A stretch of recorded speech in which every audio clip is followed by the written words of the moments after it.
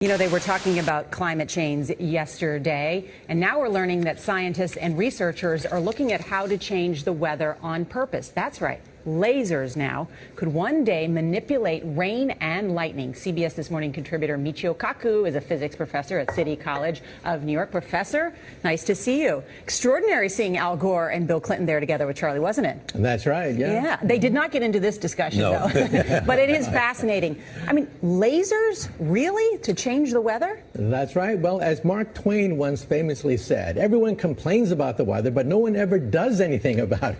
Well, instead of doing a rain dance, we physicists are firing trillion-watt lasers into the sky to actually precipitate rain clouds and actually bring down lightning bolts. This is potentially a game changer. But this is experimental. It's experimental. However, in the laboratory so far it works. When you have water vapor and you have dust particles or ice crystals, you can precipitate rain. It condenses around the seeds. These seeds can also be created by laser beams. By firing trillion-watt lasers, you rip apart the electrons, creating what are called ions, and these ions act like seeds, like dust particles, bringing down rain and even lightning. Go ahead.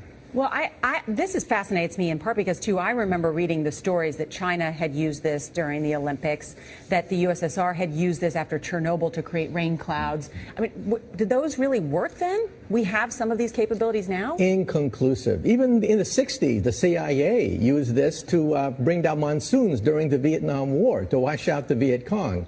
Governments have been playing with this thing. Alleged to. Alleged to, right. Yeah. Now, we realize that for decades now, these governments have been alleged to have experimented with weather control, but nothing conclusive.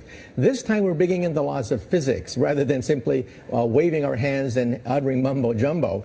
We're actually using trillion-watt lasers now. And in the laboratory, sure enough, they precipitate rain out of water vapor. Sure enough, you can actually bring down electricity down the beam. So what does it mean for drought areas that need to have rain for crops, and if they don't have them, there's the consequences of famine? Well, the bad news is if it's a clear blue sky, it's not going to do anything at all, because it only takes water vapor that's already in the air and condenses it. However, for floods, for agriculture, farmers, for people planning wedding parties, football games, you name it, outdoor events and agriculture and flooding and even hurricanes, all of them could be subject to weather modification. Incredibly interesting. Professor Michio Kaku, thank you so much. 8:30 Eastern Time last night near Sarasota, Hurricane Milton was a Category 3 with 120-mile-an-hour winds. In St. Petersburg, the winds ripping the roof off of the Tropicana Stadium, home of the Tampa Bay Rays. However, for floods, for agriculture, farmers, for people planning wedding parties, football games, you name it, outdoor events and agriculture and flooding and even hurricanes, all of them could be subject to weather modification. Incredibly interesting. Professor Michio Kaku, thank you so much. Incredibly interesting, Professor Michio Kaku. Thank you so much. Thank you so much. However, for floods, for agriculture, farmers, for people planning wedding parties, football games, you name it, outdoor events and agriculture and flooding and even hurricanes, all of them could be subject to weather modification.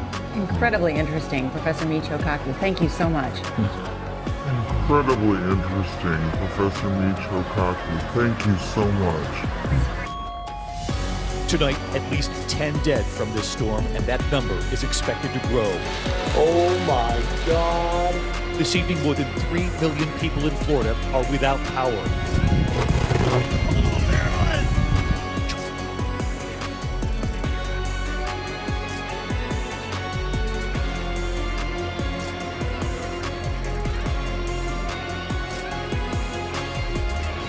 Incredibly interesting, Professor Michio Kaku. Thank you so much.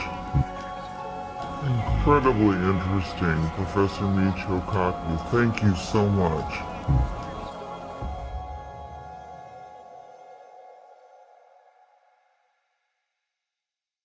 Flooding and even hurricanes.